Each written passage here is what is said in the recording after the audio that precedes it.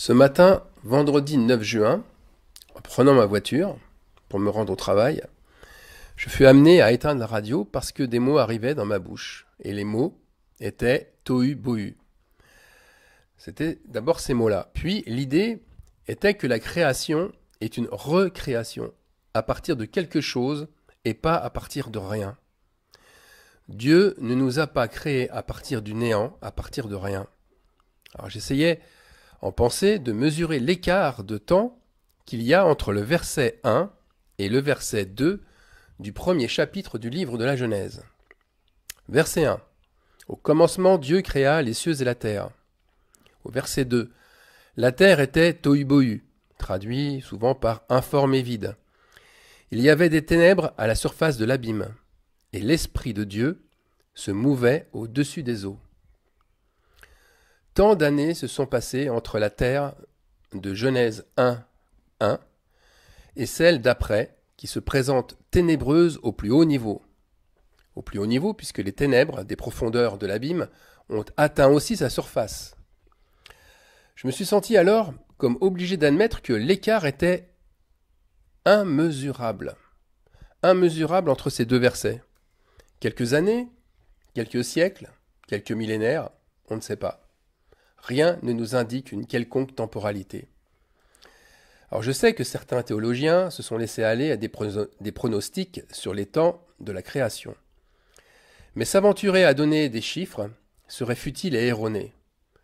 Une chose est sûre, pourquoi se battre avec la science pour affirmer que le premier homme, c'est Adam, et qu'il n'est pas apparu en Afrique de l'Est il y a 2,5 millions d'années, comme le célèbre fossile Lucie le montrerait.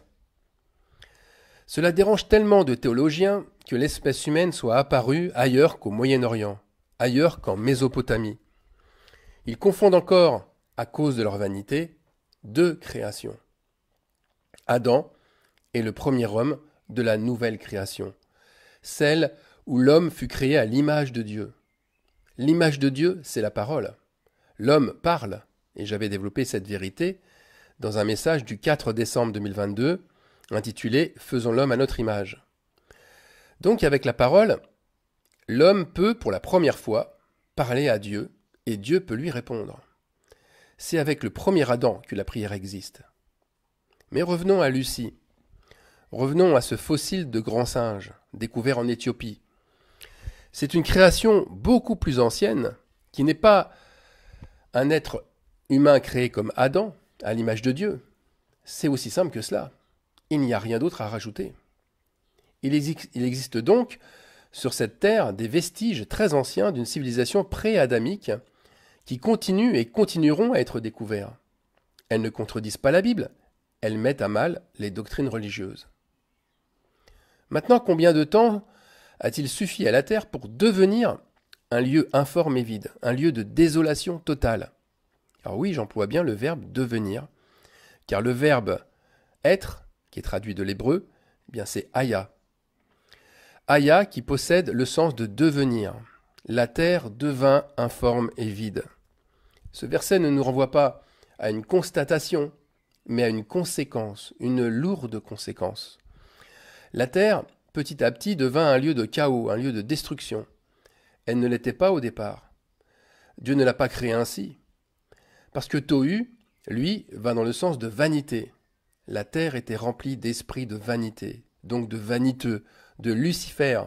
Lucifer, je rappelle que ça veut dire porteur de lumière. Et tous ces mauvais esprits ont entraîné le chaos total, le bohu. Alors juste un aparté pour signaler quand même que ce verset donne à s'interroger sur l'état actuel de notre planète. Ne sommes-nous pas face à la même réalité? Le chaos, ce tohu-bohu, n'est-il pas devenu planétaire? Ne sommes-nous pas, en fin de compte, revenus au verset 2 de la Genèse? Tout porte à croire que oui, la vanité l'a emporté à 99% sur l'humilité et la compassion. Cette vanité a semé le désordre partout. Les Lucifères sont toujours vivants. Force est de constater qu'aucun désordre ne parvient plus à se régler humainement. Je ne sais pas si vous le voyez, mais le désordre est partout, le désordre écologique, il ne peut plus se régler sur le plan d'une nation, par exemple. il n'y a plus que les accords internationaux. Or, les accords et les volontés divergent.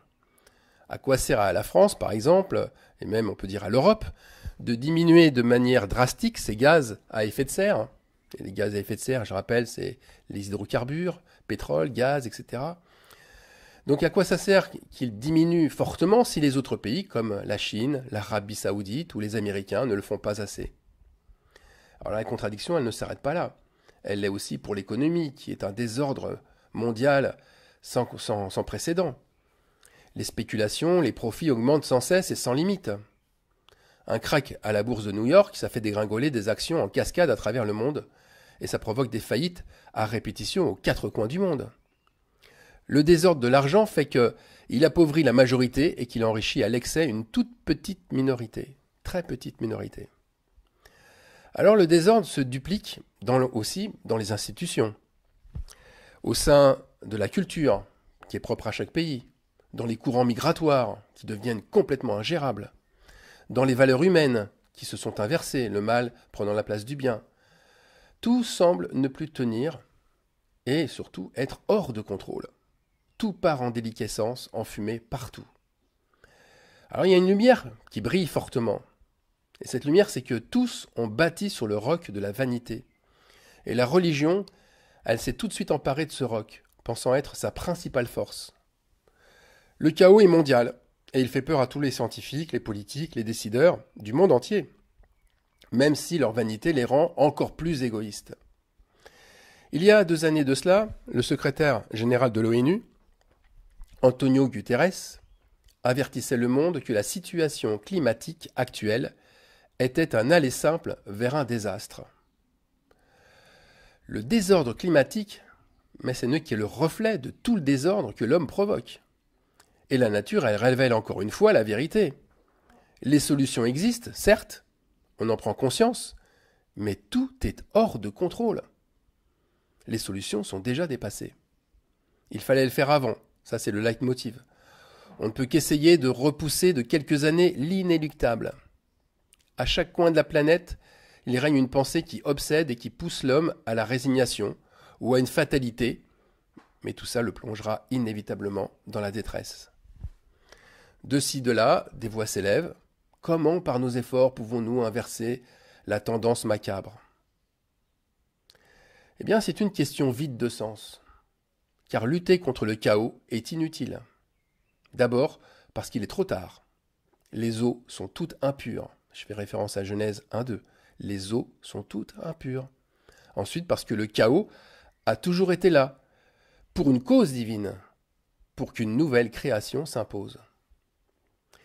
À partir de là, de cette terre de désolation, de ce nouveau tohu-bohu, Dieu va créer autre chose. Au verset 2 du livre de la Genèse, on a lu que l'Esprit de Dieu se mouvait au-dessus des eaux. Cette fin du 2e verset nous donne tout de suite l'intention créatrice de Dieu. Par l'Esprit qui se meut, Dieu va pouvoir changer le cours des événements. Dieu ne se tient pas avec les eaux ou à l'intérieur des eaux, dans les eaux. Il est bien au-dessus. Il plane au-dessus. Et pourquoi? Parce que les eaux sont impures. D'ailleurs, de nos jours, l'eau est devenue un problème, un sérieux problème planétaire. Pollution, inondation, disparition avec les sécheresses, crues meurtrières, fonte des glaciers polaires, élévation du niveau de la mer, etc., etc. Ce verset 2 de la Genèse indique le début d'un cycle. Un cycle que l'on reconnaît parce qu'il a tellement été repris et repris avec le Dieu de la Bible. Et ce cycle, c'est que les ténèbres sont d'un côté et l'Esprit de Dieu de l'autre. La première phrase de la prière du Notre Père, eh bien, elle apparaît distinctement ici. Que ton nom soit sanctifié. Le nom de Dieu est déjà là sanctifié. L'Esprit se meut, il bouge, mais les ténèbres ne l'ont pas reçu. L'Esprit Saint ne fait aucun compromis, aucun arrangement avec les ténèbres. Il se sépare d'elles. Le désordre ne peut se concevoir avec l'ordre divin. Il y a une séparation nette, une frontière. Le désordre est ce qui n'est pas bon, et l'ordre est nommé bon. Dieu vit que la lumière était bonne. Ça c'est Genèse 1, 4. Le premier élément de la création, après la parole, c'est la lumière. La lumière est bonne parce que c'est elle qui va dévoiler ce qui n'est pas bon, le désordre. La lumière sert alors le but de revenir à l'ordre. Au verset 3 de la Genèse, chapitre 1, Dieu met de l'ordre à la place du désordre. Tout est bien ordonné selon un plan étalonné sur 7 jours, les 7 jours de la création. Il instaure un nouvel espace, comme il instaure un nouvel ordre temporel. Le cycle journalier, le cycle lunaire, le cycle des saisons, le cycle des semences, celui des marées, comme celui des naissances aussi. Et puis, il y a le 7e jour, le temps du repos, le temps de la méditation sur le bien et le mal. Les chiffres, les nombres sont des indicateurs de l'ordre. Premièrement, deuxièmement, troisièmement, premier jour, deuxième jour. Les nombres s'inscrivent dans cette temporalité. Tout devrait permettre aux êtres humains de ne plus se perdre dans les ténèbres et dans le désordre, et au final de se détruire. Mais Adam va lui aussi s'y perdre. Ses descendants feront la même chose. Avec Noé, Dieu remettra de l'ordre, mais il faudra attendre la venue du deuxième Adam, Jésus-Christ, pour qu'un nouvel ordre spirituel se mette en place. La résurrection de Jésus-Christ va permettre à l'Esprit Saint qu'il ne se meut plus, ou en tout cas pas seulement à la surface des eaux, mais à l'intérieur même des hommes. Alors vous aurez tendance à me dire « oui, je suis d'accord, cela paraît mieux et c'est si salutaire ». Sauf que la réalité nous montre tout autre chose. Pourquoi alors n'arrive-t-on pas à sortir de ce même chaos, de ce même tohu-bohu aujourd'hui ? Jésus-Christ ressuscité n'est-il pas capable de tout renverser pour établir ce nouvel ordre mondial ?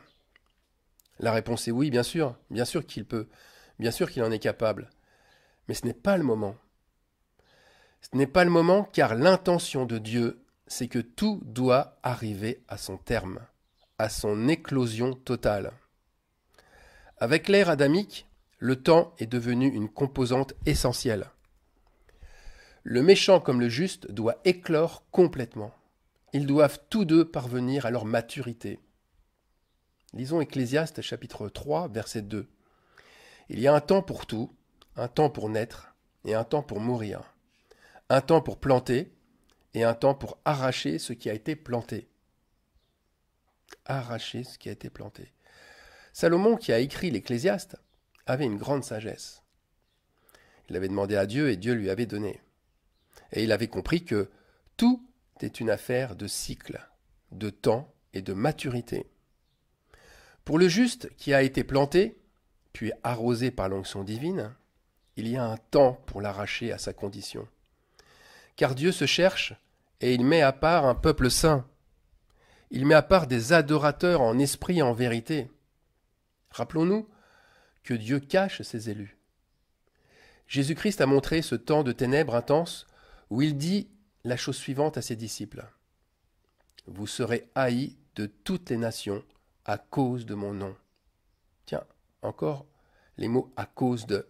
À cause de. Je le redis ici, l'engagement du disciple l'amène à être injustement haï, injustement rejeté, ou encore injustement poussé à accepter une séparation avec ses proches.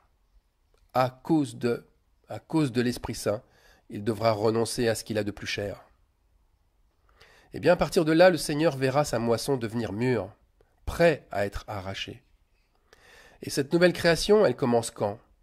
Eh bien, elle débute à partir de là.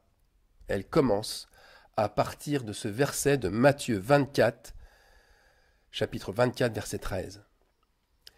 Mais celui qui persévérera jusqu'à la fin sera sauvé. Ce n'est pas un point final, c'est un point de départ. Quand Dieu déclare que le temps de la persévérance est fini, c'est le premier jour d'une nouvelle création. C'est le signe d'une résurrection.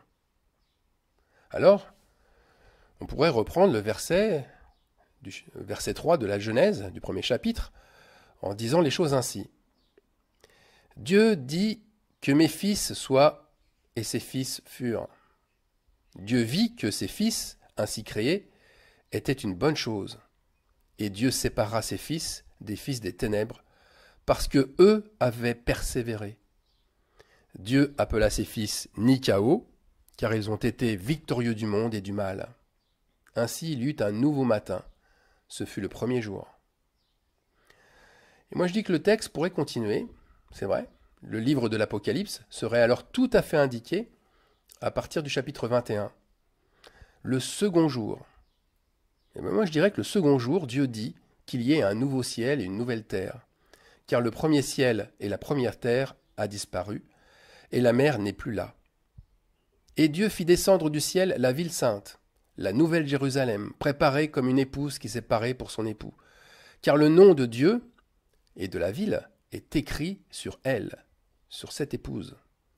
Et Dieu dit, la ville n'a besoin ni du soleil, ni de la lune pour l'éclairer, car ma gloire l'éclaire, et l'agneau est son flambeau. Les nations marcheront à sa lumière, et les rois de la terre y apporteront leur gloire. Voilà le deuxième jour. Vous voyez ici, les luminaires ont changé. Les temps, eux aussi, ne seront plus les mêmes. Les chiffres et les nombres n'indiqueront plus la même chose, car il y aura un nouveau système de référence. Ce ne sera plus la lune, le soleil et les étoiles, le système de référence. Non, le nouveau système aura comme référence Christ et l'agneau. Amen.